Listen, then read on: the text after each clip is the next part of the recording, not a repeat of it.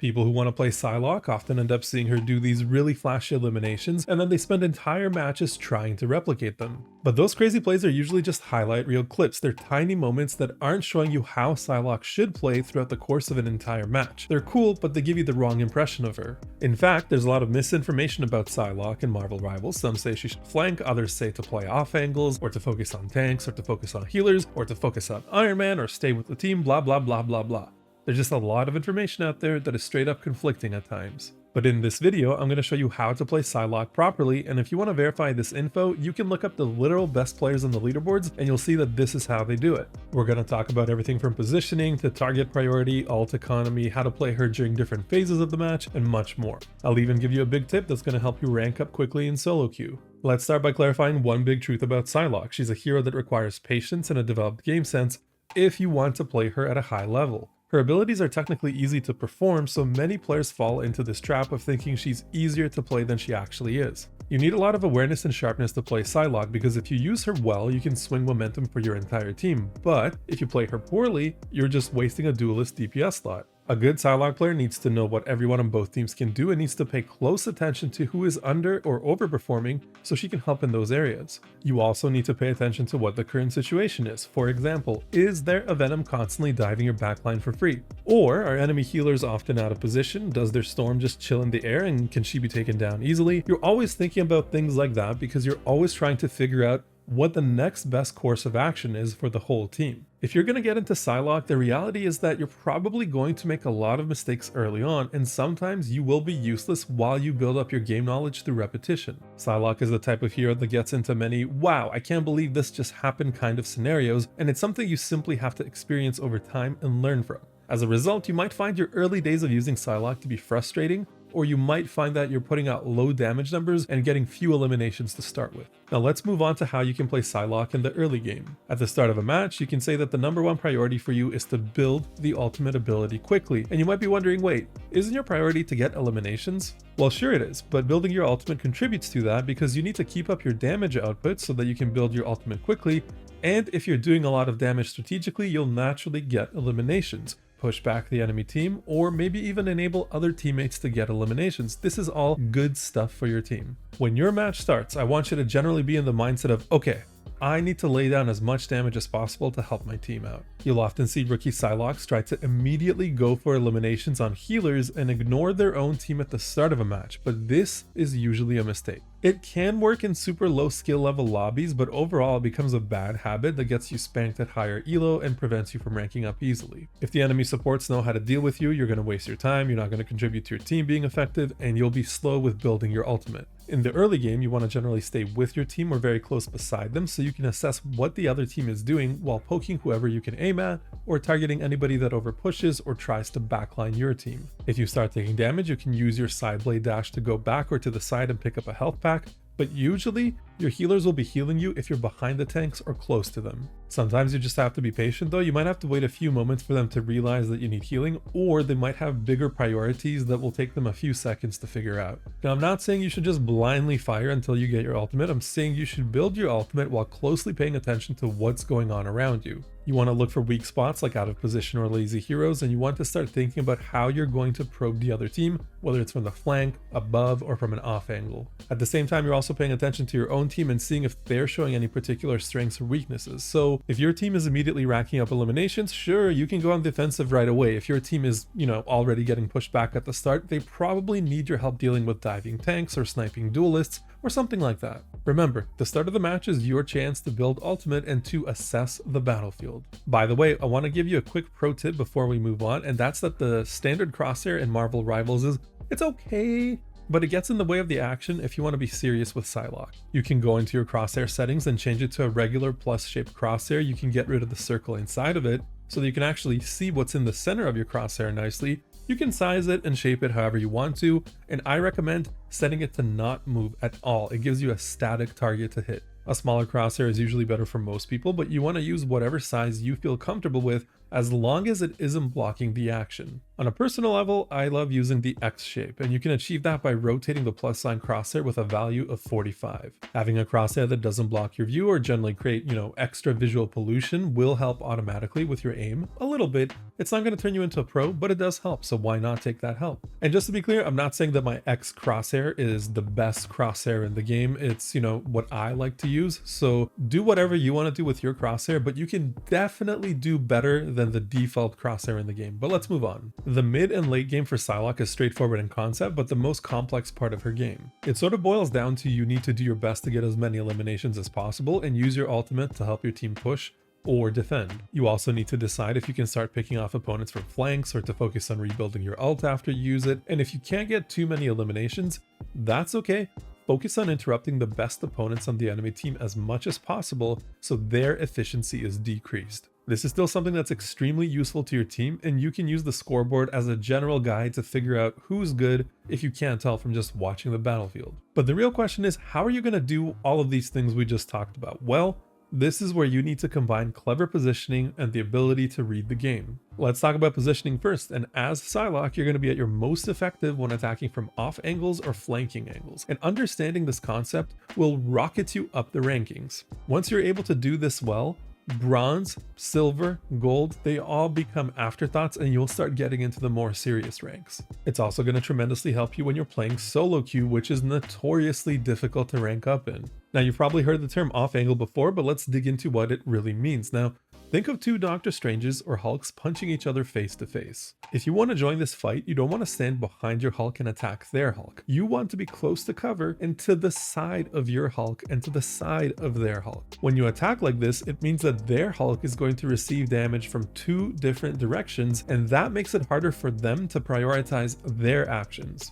Attacking anyone from two different directions splits their attention and forces them to make harder decisions, which can lead to more mistakes, and that's one of the million reasons why off-angling is so good.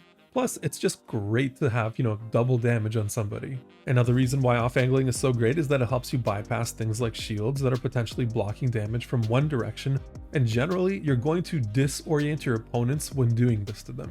Now let's talk about flanking angles, or just flanking in general. Usually this refers to you attacking the enemy from the side, and it has you pushing past your own team. Rookie Psylocke players will almost always try to flank the strategist enemies first, but high-skilled players can deal with that often. So, when you're flanking in general, you can start by flanking the frontline heroes first, and by dealing damage to tanks or other duelist DPS heroes in the middle of a group fight, you're basically checking if the healers can keep up. Plus, you're playing it safe by not overextending pointlessly. This helps you build your ult while applying lots of pressure to the front line, and then you can use the ult in the back line later. You can use it on the strategist later. Just remember, if you start taking damage on the flank, you need to get out of there immediately with your dash or invisibility and grab a health pack. Don't just assume you're going to get endless eliminations when you do this though. Assume that you're going to do some poking, going behind cover, poking again, going behind cover, poking, rinse and repeat. Plus, if you see the other team expecting you and dealing with your flanks easily, it's a sign you need to pick another spot or play off angle instead, or maybe even join your team. If you poking the front lines isn't really doing anything or opening up any opportunities, you can and should shift your attention elsewhere. Now, you also have to remember that none of what I'm saying is a rule that you're supposed to follow blindly 100% of the time. Every match and every encounter is different. For example, you might play against a Thor or Venom that constantly overcommits, but your team cannot eliminate them. They just need a little bit more damage. So one of your jobs would be to help out in the middle or at the back in situations like that. Or sometimes you might find that after a little bit of poking, you can actually easily flank their healers or pick off heroes that are wildly out of position. Between your normal attack, your dash that does damage, and your wing shurikens, you have all the tools in the world to unleash hell on anyone that's separated from their team. Even if you don't get the elimination, just pushing them further back is helpful. You're most commonly going to use your dashes defensively to get out of situations quickly, but in 1v1 scenarios, they'll help you get easy eliminations when your opponent is low on health. You just dash in and you erase them. Let's talk about game sense now. As a Psylocke player, you should always be thinking about your damage holistically. Yeah, you can do damage to get an elimination, of course, but you should also think about the indirect benefits of your damage. Sometimes you're just not going to be getting the direct eliminations, but simply interrupting the enemy is super useful to your team, because imagine if you're constantly interrupting healers, right? That means The opponent's tanks and DPSs aren't really being healed, which enables the rest of your team to do its thing, take over space, maybe even get those eliminations. So as Psylocke, yeah, you're going to be getting a lot of direct eliminations, but in some matches, your role is actually going to be more of a distraction role. It's going to be more of a, hey, I'm bothering you over here kind of role, and that's totally okay. It's still super useful to the team. Your game sense will be developed by playing over time, but only if you're constantly asking questions of yourself. You can start by asking yourself, what's the best thing I could be doing right now to help the team? For instance, if you see your healers are getting shredded, that means you should go help them stay alive by attacking divers like Venom. Or if you see that things are in a bit of a stalemate in general, you can try playing off angle or flanking or targeting a specific hero. Or if you see their DPS heroes are getting loads of damage, go after them individually. Sometimes you might even see their healers are too far back or simply healing the main group too well, so maybe try flanking them. These are just some ideas to get you started in general. I couldn't possibly list the infinite amount of scenarios that you can find yourself into, because Psylocke is the type of character that you can send in wherever you think damage would be beneficial. But the kind of headspace that I want you to be in is basically, hey, should I push, defend, or target someone specific right now? What should I do?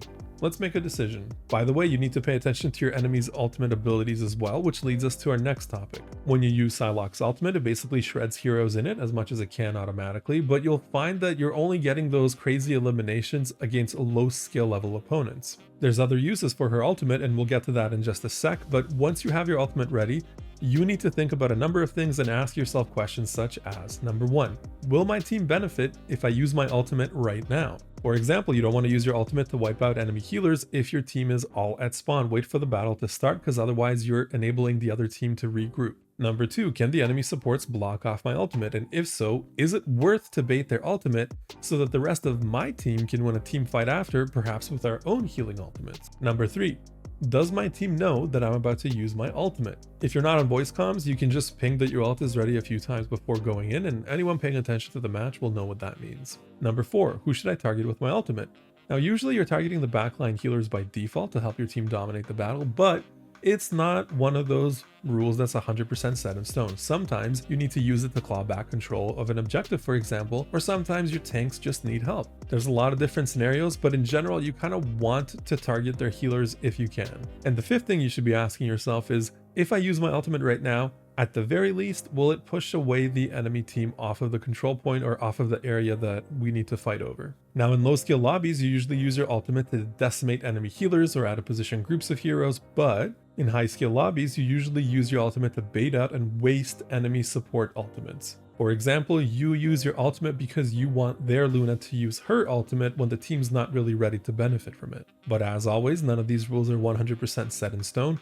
I'm simply giving you general guidelines to get you in the right headspace. And of course, when it comes to actually using your ultimate, you generally want to flank who you're using it on and go invisible before you do it if you need to. Once your ultimate is done, you can simply dash out of danger once or twice, or if your opponents need a couple more hits to finish them off, you can use your dashes on them. You also want to pay attention to your team's ultimates on the scoreboard. Ideally, you're not popping off yours when everyone else is at 0, because your ultimate can encourage the other team to push with their ultimates. So you want your team to be somewhat ready, somewhat prepared. But like with all Psylocke decisions, like I've been saying, it's situational. It's not one of those hard and fast rules. Oh, and by the way, this is related to ultimates. When you see defensive ultimates like Luna's healing radius, you can still pepper the people in it to keep building your ultimates. So when you see that kind of stuff, don't just stop playing the game completely. Also, don't forget that Psylocke can do critical hits. Always try to aim for the head with your normal attacks if you can, and you don't really need to worry about recoil or things like that very much. Just do your best to aim for the head. Some players like to spin around 180 degrees, some players have crazy accuracy, some players like to jump instead and keep their aim steady while they're jumping so they can get more critical hits. The technique doesn't really matter. Do whatever you can do to get the most amount of critical hits. Now, of course, there's many more tips we can cover for Psylocke, but we don't have 4 hours today. I've given you the most important advice that's going to make low elo lobbies a relative breeze while keeping you successful in high skill level encounters and while keeping you engaged and having fun with the character. If you want to see more Psylocke or other Marvel Rivals guides and tips, please consider dropping a like and subscribing. Thanks so much for watching, and I'll see you next time.